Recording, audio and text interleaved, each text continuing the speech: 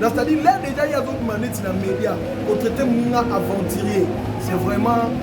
À Salim Abe Makas, on sait que là, soit on a des shows, il faut zoner les shows à ce moment de en fait, Denis, il faut faire pardon. Oui. Soka Jisa Kimbongo, ce n'est pas bon. 3 canaux. Canal à Makas, c'est un Zamba de Makas. Bon moto Mukelo Baka, Satan pas. Maintenant, ce qu'on a, nous dans la don de la prophétie.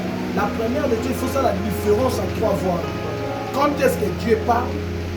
Quand est-ce que Zanga? Quand est-ce que va souffler dans sa tête? Nana Osenga nae abima na ba débat ya ba musicien profane. Abima na ba distraction inutile. Ba savoir, expérience nae aya na ko pa na biso ba jeune. Asa ba école des prophètes a expliqué biso qu'est-ce qu'il a fait pour réussir na niveau ba nae pour réussir wana.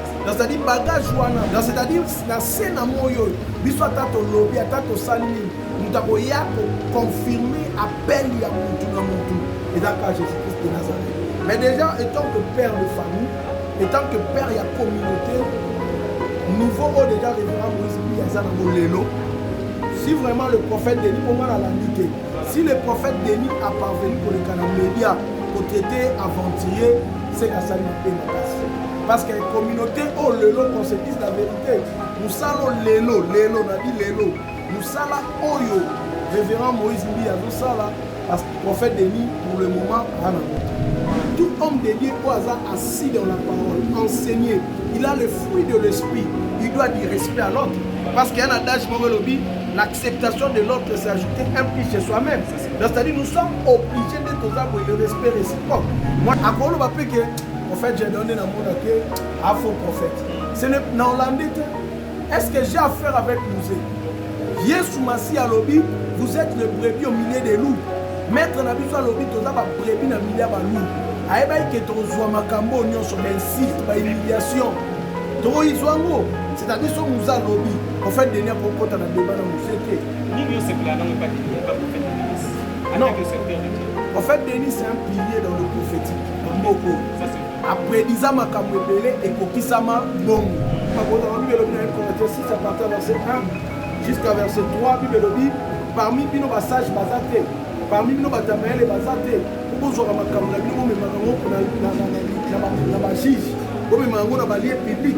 parmi nos passages basatés.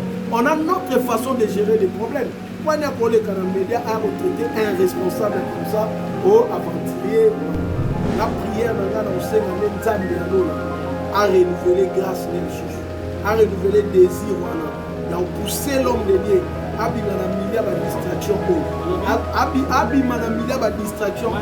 C'est-à-dire le prophète Denis, à un niveau de prophète Denis, n'a appel, n'a moussala, oh non, ce prophète Denis est à salle dans Bobo, à cause de rabaisser, c'est un niveau de débat dans la musique. Le prophétique, les anzans, prophétique, il y a un moutouté, il y a un prophète à sa relation sentimentale, son temps malobi, son temps malobi, t'es bon, mais c'est clair. Tozande awa Viron Nzambi Nkumu Africa TV Mon entier Bolanda Ezaka moko Nkumu Africa TV Bon s'abonner bélé Merci à la population, abonnez-vous dans Nkumu Africa télévision Kitoko ma vérité. Nkumu Africa TV Bon s'abonner massivement Baye Balingara Serge. Vous s'abonner dans Nkumu Africa TV. C'est toujours Dieu merci Mbadinga, comme je l'ai dit, à quelqu'un nous oblige d'être là, s'il y a quelque chose à dire. Nous avons l'équipe mobile 100% Star pour nous transmettre toujours le message en temps réel. C'est comme si nous avons un endroit où l'information va se dérouler. Donc ça merci à nos partenaires où nous grâce à Bango, que Dieu merci Mbadinga, c'est le pouvoir en avant, grâce à Bango, nous avons des conditions bien. Merci à notre sponsor officiel, lui c'est Fabrice qui t'envoie parking à Badjogo, le pas félicite. Et pourquoi pas à mon vieux canon Luba qui est statut de la liberté depuis les États-Unis d'Amérique. Comme je viens de le dire, nous avons honoré aujourd'hui de recevoir serviteur dédié, fils dédié, ainsi internautes partout au monde du monde et vous allez emballer le mais vous allez sous-cater ici nous avons des matières. Si à l'obé le monde à la télévision, et se réalisera to ba raté avant le basolana papa na ye ou asolana bato ba on peut avoir dépa na kati émission le logo découvrir que Madinga ezalaka mbala liboso to ya ma invité to présentera été Madinga ozangisi boye je vais le dire notre invité il est là avec nous sur le même langage avec notre invité Juno Massampo. On voit notre invité qui nous avons dit bonsoir. Bonsoir. Pas tout le monde va au Talayo, Prophète Gédéon Bekanga, l'opus. Prophète Gédéon Bekanga. Bekanga, au Lelo, que ça honoré pour recevoir yo, la 100% star émission dans la musique avec la télévision, et nous avons la 100% star avec l'émission. Et la CPL Makasi. Voilà. Tout le monde organisation, vraiment, que Dieu vous bénisse beaucoup. Merci beaucoup, comme je viens de le dire, nous sommes toujours bénéficiés par la Nzambe Batanzambe. L'autre, le bas, la titre, on a un secteur dédié. Et nous retenons la plateau de en tant que prophète, pasteur, évangéliste, diacre, ou bishop, comme on a titre de Je suis pasteur de fonction, mais prophète de ministère. Dans le ministère, je suis prophète. Vous appelez le ministère à Yomo Yoka? Oui, nous sommes comme l'église. Nous avons joué fonction pasteur. Nous avons joué fonction pastorale. Vous êtes titulaire? Oui. Nous avons des porteurs à vision et la communauté charismatique évangélique Jéhovah Shalom Emmanuel depuis 2010. Ok. Ça fait 14 ans de l'eau. Vous avez la commune? Donc, l'église est dans la commune à l'unité. À venir dans les références et la vie. Ex-permanence à l'UDPS, donc avenue à Mamama, avenue et la vie. Donc l'église est à l'unité, nous avons Oyoba, Nzambe, nous avons la République démocratique du Congo, précisément la province de la Kinshasa, Congo est la capitale, il y a Congo, l'unique au Banaboussam, il y a au Nzambe, parce que moi je vous dis, j'ai des preuves. Et dans cette émission 100% Star, vous avez aussi des images au Burumona, dans le bâti, ce qu'a lobby, et c'est réalisable. La 4 émissions de l'autre, nous avons parlé de l'élément, mais je vais pas revenir parce que les logos, vous avez un peu, bon, je ne dis pas toi, vous avez une difficulté à vous le battre. Papa n'a plus l'air. Papa n'a plus l'air. Oui, bon, moi, mon père spirituel, c'est l'apôtre Joseph, qui est beaucoup, les responsables de la communauté m'ont signé. Mais je suis coaché par mon mentor aussi, le prophète Jérôme Lai. Yo, autant que la facilité, ou pas de la difficulté, il y a aussi même bateau, il y a bango, mais je peux aussi revenir, nous parlons de ça. Mais les gens, il y a dit monde, il y a un pasteur. Dis-moi un peu, pour être serviteur de Dieu, les critères qu'ils ont à la limite, pour que vous avez un vrai serviteur de Dieu, bon, vous allez là, serviteur de Dieu, et là, choix dans ta activité. Jérémie 1, verset 5, dit le dit, Jérémie, avant que tu sois même formé dans le ventre de ta mère, moi l'Éternel, je te connaissais et je t'avais déjà consacré prophète. Donc c'est-à-dire d'abord la paix, c'est le choix de Dieu. Mais si on appelle Luanande sur la terre là, et tu dois être coaché, formé, préparé pour accéder dans le ministère. Mais la paix doit être d'abord authentique par Dieu lui-même. Voilà, là vous avez compris comme je viens de le dire, avec lui nous avons des éclaircissements autour de la carte de l'émission. Moi je voudrais, il y a beaucoup de gens qui nous suivent partout au monde pour comprendre vraiment que certains de gens dans le plateau, mais il y a ma prophétie. Cette prophétie est là et donc un bon pasteur, un bon prophète à pour imaginer où est la prophétie pour moi en ensemble à voter ça pour faire le prophétie d'abord c'est un don de l'esprit. Parmi les 9 dons, la 4 dons, Zam n'est pas placé dans la prophétie.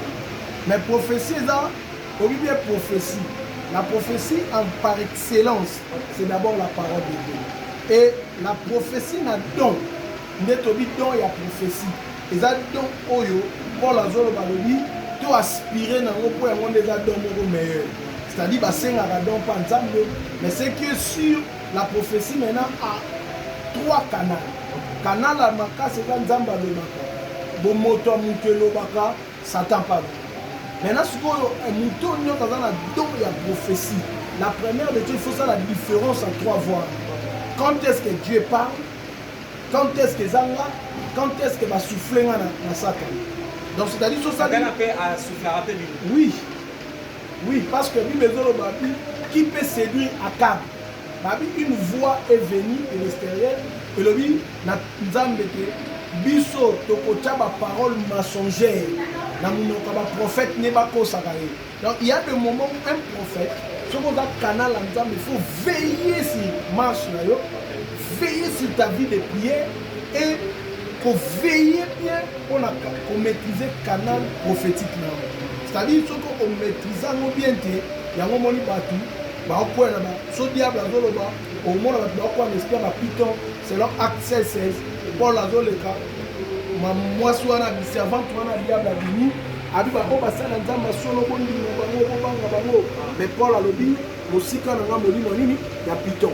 Donc c'est-à-dire, il y a pour la paix, ça capte notre esprit, il y a pour pas le bac de fois, le l'âme, mais sous quand on a le bac il y a une confusion dans les ensembles.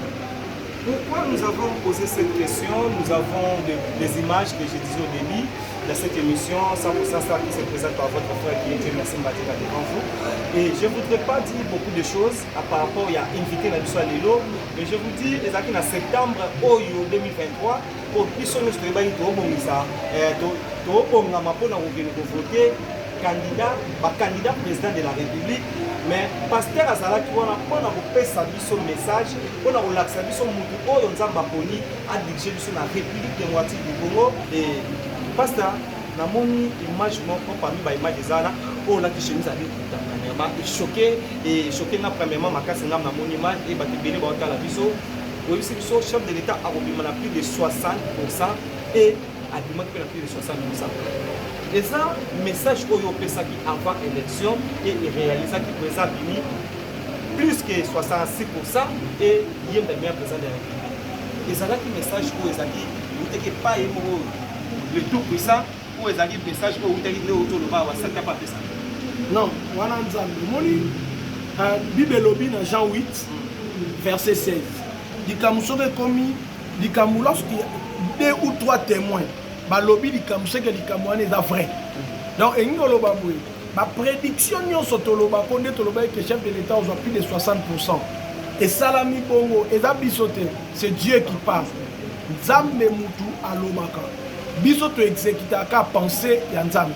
Au moins il a repris exemple moko. Au moins il dit nana nelo kwa.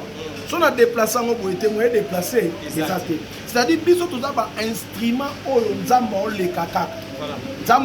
Voilà pourquoi dans le mois de septembre, et il y a même des prophètes qui ont dit que voilà. Maintenant il est temps de prier. Le Seigneur nous avait dit que l'élection mais la légèreté, la désordre. Dans ce il y aura élection. Le président qui est en place, mais élection, on est en élection, moins légèreté, moins désordre, et ça. Et après quelques temps, le Seigneur vient de nous révéler que le président de la République, en parole de connaissance, c'est qu'il a reçoit plus de 60%. Voilà. Et c'est ça que nous avons vu. Amen. Donc, il y a le prophétique des Anzambi. Prophétique, il y a un prophète à sa colonne sentiment. Son Zamba lobby loma. Son Zamba lobby te vaut mes secteurs. Voilà, ceux qui nous ont balobi loba, ceux qui nous ont balobi T7R, en tout cas, ils ont été la biso, en tout cas, merveille comme on a Paris, merveille comme on a Paris, et arnaque malgré ma histoire de la jeunesse depuis Paris, on a la biso, on a abenga pasteur. Dieu merci Mbadinga a couru aux alapés pont ou appelle M. Sengara à solo là yo secteur dédié n'habitez mon plus femme mon ayo numéro de contact et dans ma page dans ma Facebook pour manini il y a beaucoup de gens qui me suivent comme je viens de le dire même à Paris wana ba dinamo kabemba bon ba rabana nzambi bon to ba solo la pasteur déjà la page na sobetika Bekanga ministry voilà au monde ngai Bekanga ministry au monde ngai na TikTok na comment prophète Gédéon Bekanga. OK. Na Facebook pe prophète Gédéon Bekanga. Page né Bekanga ministry. Pas on a besoin de contact na biso plus 243 89 69 71 785. Plus 243 89 69 71 785. Avant que vous soyez la pasteur, tout soit moi peut-être STG ou aussi Sanango, mais je dois aussi revenir en dehors de vous. Vous êtes aussi un bon serviteur de Dieu de notre pays, mais vous méritez aussi vérité mosusu il faut toyebisaka bino biso tozalaka na bino tant tomona lelo bana nzambe bapembe na bino mais bino mo badirigant oyo nzambe atie kozala comme bareprésentant légal na se e bozokende bien te ikompli tomoni basorti médiatique mosusu ya baprophète mosusu nde tokoloba awa baprophète Denis Lessi e lelo tomona makambo ezo se passe ye na Moïse Mbiye disait que Moïse Mbiye aza aventurier Moïse Mbiye aomérité te en tant que bon serviteur de Dieu parce que aza na bato basala démission balobelaka bato je vais les citer et comme bato kwa bamuseki ndingu po bauti kokanga ye na prison ete soko oyebi yango e apapa dossier ya majabu oyo lelo même komba Moïse Mbiye Mike Alamba itanga na kati de Moïse Mbiye Denis Lessi a traité question de Mamulaï a traité Moïse Mbiye selon aventurier selon bato oyo baomete ozala na secteur de Dieu mais oyebi que Moïse Mbiye aza na église ya monene cité Beden oyo ya déjà dès l'entrée de jeunes ebisaki alobi être appelé ministre de Dieu eza choix ya nzambe donc nzambe moto asalaka choix ya moto azala mosala nzambe motu moko te na se na moi oyo akoloba na moninga ke yo oza faux pasteur yo oza aventurier parce qu'il y a une prophétie qui dit ils viendront à mon nom, ils chasseront le démon, ils guériront les malades, ils prophétiseront. Mais je leur dirai, je vous ai jamais connu. Nani oyo lo makambo na Jésus. Donc c'est-à-dire na scène na moyo, biso atato lobby, atato salimi, mutako yako confirmer appel ya mutu na mutu. Et d'accord Jésus-Christ de Nazareth. Mais déjà étant que père de famille, étant que père ya communauté, niveau où déjà révérend Moïse Mbiye azana lelo. Si vraiment le prophète Denis, pour moi, l'a indiqué, si le prophète Denis a parvenu pour les canaux médias, pour traiter aventurier, c'est qu'à ça lui passe. Parce que la communauté, oh lelo, qu'on se dise la vérité. Nous salons lelo, on a dit lelo. Nous salons oyo, révérend Moïse Mbiye, nous salons, parce que le prophète Denis, pour le moment, a un amote. Parce que prophète, pasteur Moïse a géré communauté ya mné. Mais le coup l'appelle Denis Lessi, a dit ça rappelle le pasteur, a dit que le pasteur le ministère il a bâti un grand travail prophète Denis Lessi. Mais na ko gérer communauté ya mné. Nous devons gérer communauté ya mné et ça notre frère le révérend Moïse. Mais tout homme de Dieu, tout homme de Dieu au hasard assis dans la parole, enseigné, il a le fruit de l'esprit, il doit du respect à l'autre. Parce qu'il y a un adage, l'acceptation de l'autre c'est ajouter un prix chez soi-même. C'est-à-dire nous sommes obligés d'être aux arbres et le respect réciproque. Moi je te respecte, vous aussi également, vous me respectez. C'est-à-dire là déjà il y a d'autres manières dans les médias, pour traiter mon aventurier. C'est vraiment à Salim Abé Makas, on a OCP là. Soit au Hollande Michaud, il faut zonga de Michaud à Sénan de pardon. En fait, Denis Lessi faut Sénan de pardon. Oui. Soka Jisa Kibongo, ce n'est pas bon. Na Mosala Nzambe, peu importe pour un bagoza, la Bible lobby na correcteur 6 à partir de verset 1 jusqu'à verset 3, Bible lobby parmi bino basage bazate, parmi bino batamaele bazate, pour bozo makambo na bino me makambo na ba juge, bo me mango na ba lieu public. Parmi on a notre façon de gérer les problèmes. Quand on a les médias à retraiter un responsable comme ça, au aventurier, non. Voilà. Les locaux, selon ma source comme nous, nous sommes en bateau pour la information, nous sommes en stade. Parce que Moïse Mbiye a fait ça qui date de la concert avant. Mike Alamba a fait sa date avant, Moïse Mbiye a fait ça avant et Moïse Mbiye a fait sa date avant, après Moïse Mbiye et Moïse Mbiye a fait sa date après Mike Alamba, mais à Robert Elboso va créer ma polémique, nous savons que nous parlons de Moïse Mbiye, nous donnons respect à côté de la mingi, ce qu'il a Mike Alamba et créer ranking ya Moussa Kinding.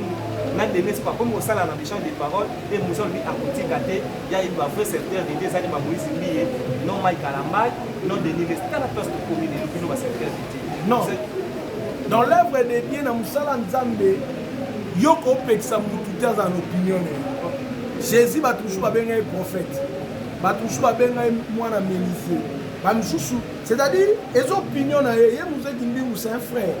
Il a ses opinions. C'est un frère. Il y a un frère. Il y a un frère. Nous disons que moi, mon frère, notre frère. C'est-à-dire, il a une opinion. Pour la nuit, il est libre dans un pays démocratique. À quoi on va payer que, en fait, j'ai donné dans mon accueil à faux prophète. Ce n'est pas en Hollandais. Est-ce que j'ai affaire avec Mouzé? Yesu Massi à lobby, vous êtes le brebis au milieu des loups. Maître Nabi soit lobby, tu as brebis dans le milieu des loups. Aïe, que tu as makambo sur ben site, par humiliation. C'est-à-dire que nous avons lobby. En fait, dernier pourquoi tu as débat dans Mouzé. Ni mieux c'est plan, non, pas prophète de Denis. Non. En fait, Denis, c'est un pilier dans le prophétique. Après 10 ans, makambo ebele et kokisama bongo. Donc, c'est-à-dire. Bon, là, Bible lobby blasphème dans combo Yesu, c'est là. Bible lobby blasphème dans combo Yesu, péché n'est olimisama. Mais dans Saint-Esprit, péché wana est olimisama te. Parce que ce dernier monta lobby chama et chaboy, ngano kota te na éviter place en ordre d'inspiration. So il Saint-Esprit monta wana lobelé na ko na go blasphème. Mais je te dis que c'est un pilier la prophétique en beaucoup. Mais dans ma camarade là c'est pas bon. Ceux qui vraiment traitent qui me connaissent aventurier dans les médias, wana sali mabe makasi. Là nous avons compris que les gars ont moto à bon pas te belé pas bon na smateni. Mais nous avons posé cette question de yeba manaka. Que nous avons fait mais ni attaque de serviteur de Dieu au moins avec azape sampel là le soir azaki na osala ko ya sala ndeti. À part vous allez bon, déjà il est parmi les rares prophètes de notre pays. Oh, va valoriser un ministère prophétique. Oh, biso notre salité. Il est parmi les rares prophètes de notre pays. Va tenir ici, va mentir. Va tenir ici, va accommoder. Va tenir ici, tina bambo comme soit libanda. Donc c'est-à-dire c'est quelqu'un à respecter. Dans mon monde biso to prier un jour, Zambe passe la chose grâce. Tout ça la mentir wana. Tout ça mais et l'autre to bonne de Nzambe. Mais dans le barango, la prière dans le Seigneur Nzambe alola a renouvelé grâce ne ressources. A renouvelé désir wana ya pousser l'homme de Dieu abima na milia ba distraction abima na milia ba distraction c'est-à-dire le prophète Denis à un niveau ya prophète Denis na appel na musala o nyonso prophète Denis de sala na mboko a ko se rabaisser na niveau ba débat na ba musée qui musée c'est un frère c'est un petit frère c'est-à-dire il faut que bango na makambo na bango biso to continuer musala na biso ya ko te ya samalamu. Lelo oyo na olinga peno sa biso fa yo za mwana Nzambe yo za muta Nzambe te je suis un concepteur de Dieu pour déjà biso pa on va recevoir message va malamu pa ni to kana côté positif to kana côté négatif ni ko vanda ka pena boso tala ba intervention de ministre à télévision même na ngamba na ba sai na Nzambe même na ngamba ba nise pour fa ninga sala mo alobela ka ba fali alobela ka ba fere ba wera ba profolo de nini oyo sepela na monte pour na l'église a otala yo soka ce message donc a pour changer. Bon, déjà on a le but. Il a la grâce au église y en a besoin jusqu'aujourd'hui. Azam Mutoyo, c'est un exemplaire pour le prophète, c'est un pilier prophétique en Bokoyo. Nana osenga na ye abima na ba débat ya ba musicien profane. Abima na ba distraction inutile. Ba savoir, expérience na ye aya na ko pa na biso ba jeune, à sa école des prophètes, a expliqué biso qu'est-ce qu'il a fait pour réussir na niveau ba dai pour réussir wana. Donc c'est-à-dire bagage wana, bateau tozo na sima, on en a besoin. C'est-à-dire au lieu pour aller pour se distraire que Moïse ma fali, ma ferré azonga deux pieds na makambo nzambe toté ya bande ko na ba Moïse ba ferré ma fali ce sont nos frères. Oui, biso be tona ba passer mo d'ailleurs nzamba linga ba tambongo ni to posa passer makasi biso just tona ba passer nana nga bota makambala mo ka ba ta ko sela nzambe. C'est-à-dire bango pe un jour makambo ça lelo boko ma passer c'est na passer no no ko ça na vie autour de ya ma passe aux enfants ni kozala bametre kozala bakuluna koleta komanke c'est pas ça la sorte de place les ça zuite en koyoka a changer ayebi ki alingaka bino bana nzambe ni ya tobanya sima yo moko za le passer to yebi kota bakati to yebi kota mo bébé parce que nini oyo moko so vandi ko bébé kala c'est que je fais dans ma vie donc ça nous souhaite autant na komo na mo bana nzambe ba otebe ba parce que so ba sa kota bakuluna parce que so za kota bandoki parce que so za kota banda biskonde to benga on a lobinga et l'eau est choquant ma casse. Et ça quand auto sala na monde tu vois okokuta mama bato olamba we na kana na to luko na kuti ote na zwi milangle tu na teti we na tena situnga biloko tadi mama na bena zolela mais aussi bena milangle tena nzunga biloko banina obini na OK donc c'est-à-dire makambo donc c'est-à-dire il y a beaucoup de choses comme ça on a fait non et quoi arriver papa me faire soit mbata pour après na terrasser donc là on réaliser biloko est-ce que bien ngai donc c'est-à-dire bon c'est déjà mon passé nzamba yebi de pourquoi il faut lekela kuna nzamba yaka pona bato mabe yango moni nazo pouvoir mutu nyonso c'est possible mutu monta ko limiter nzambe o asa il est le même hier aujourd'hui et éternellement tant que yesu mo azomité même mutu aboma bato bakokoma pasteur lelo oyo za secteur de Dieu à part koyeba banzembo na balongo mutu mwanza vous rappelez quand même banzembo ne doit avancer profane oyoka ko banzembo na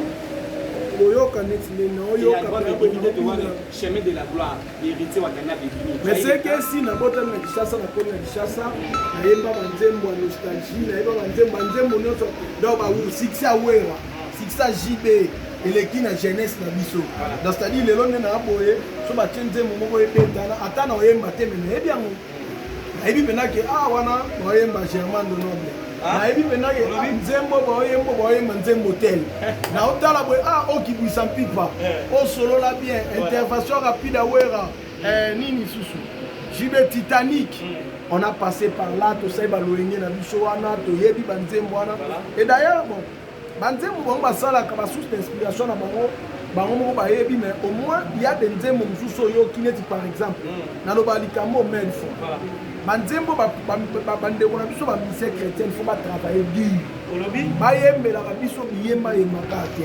bapriaka nzambe basinspiraka banzembo nyonso bamisien chrétien bayemba ya libala na oyo redi ayemba ya libala ya redi ezalaka na profondeur koleka ya bandeko na biso libala eza te yesu libala eza conseil ya avie na okende kovivre yango omona siko tala profondeur ya teste ya ndeko wana na nde bandeko na biso bayembaka et omona ke oyo oconseiller oyo ana message espoir la moto oyemba par exemple fiancé na liboso fiancé mibale c'est-à-dire yo pesa nde espoir mais toi tu n'as pas expliqué la réalité qui est dans le mariage voilà c'est-à-dire eza différent neti nzembo abongo péché za c'est-à-dire ce sont des choses to prêchaka même tu bandeko redi bayoki yango mais ye na tourne atiango na test c'est-à-dire omona ke eza nzembo moko édifiant oui il faut bazwaka bainspiration ya bien bateste ya bien po nalobi yango bien soki mutu oyo aza pena na profondeur ya kolanda makambo soki otie nzembo wana libala ya redi ozwi ya bandeko na biso oyo donc omona ke baza superficiel mais ya zo fort akota pena na profondeur ya koexpliquer neti par exemple ce sont des nzembo toyebi no libala tuna sango na bakulutu babala liboso oui na libala vana kota ya na makambo sunga na obika lelo papa na déjà asala 10 ans de mariage esangaka te ezaka bongo expliquer biso abi mwasi bobale mpona kote te aujourd'hui combien de jeunes frères baobala bamariage eumela te baokaba abi me avobala mwasi tala na mpe bizangi il y a des pasteurs babala basi mpona badon de l'esprit mwasi ayembaka bien mwasi asakolaka yo tali caractère te yo landi don kasi yango tomwa bamariage ekomi kende mais redi alobi tolanda biloko wana nyonso non te totala caractère donc dans le mariage c'est pas la beauté c'est pas le don c'est pas l'argent ce qui fait asseoir une relation sur le caractère. Merci beaucoup. Là, vous avez, comme je disais au début, avec lui, nous avons des éclaircissements vrais et nous avons eu cette opportunité. On a la sample. Ah ouais, il faut mon arabe. Madinga ya maraba serviteur dédié, ya maraba joueur, ya 100% star ezako na mutu nyonso. Oyo ya mutu azo transmettre. Oyo bota la botia pas la ngasta. Mutu nzamba keni asta. Parce que nous sommes tout le bara. Oyo eza ya solo. Parce que petit à petit, les choses sont arrivées à la fin. Mais je disais, la quotidienne sur la base de zone de la société pour le logo, pour comprendre, tout ça, canani, tout ça, mon nani. parce que bokoki kobenga pasteur na nzela Dieu merci badinga te mais kobenga ye mo privé a osala pona au servir a opesa yo komo osambela parce qu'il y a beaucoup de gens ba pena ba kwabino to ba abala ba kompana te mobali na ya kompana a été même ça malamu mobali ba kompana te mais na ça malamu moi c'est nga kompana ngati na kobenga pe pasteur a oriento na ba prière yo oza na difficulté il y a beaucoup de gens pasteur ba bi pe kosambela te même que dans nzela na yo ba osala déjà béni qu'est-ce que nous devons retenir et na ouais ça va ba na nzambe que la vie on nzambe apprécie que ça précieuse to battre la bien mais au-delà de cette vie il y a encore une autre vie donc c'est-à-dire to lingate to kufa sans Yesu na vie na biso mutu nyonso azo kufa sans Yesu ya lokola dans onyo to nzambe apprécie que ça tamo perdu c'est-à-dire luka place nyonso zali makambo nyonso zo sala eza na autorité Yesu aya pona batamabe pesa Yesu place dans motema parce qu'il est devant la porte en train de toquer. À deux fois Dieu est démocrate. Azo toquer yon de pesa vina. Et na ebiso ko la décité. Nous sommes là tant que Yesu azongina nuté biso pena to kufite to servir nzambe tina dernière énergie na biso sur la terre. C'est moi sur le prophète Jénon Bekanga G Ruba. Soko bengi ngai ozwa ngai moko plus 243 89 69 71 785. Merci beaucoup, nous sommes arrivés précisément à la fin. Si vous avez aimé cette émission, vous dites merci à Djingo Massan pour les réalisateurs pas comme les autres. Il était là avec nous, nous avons passé dit merci à l'assistance à Marco Mopandisango, apôtre et chroniqueur, Bingen Mobalinza et Papa Nasoraya.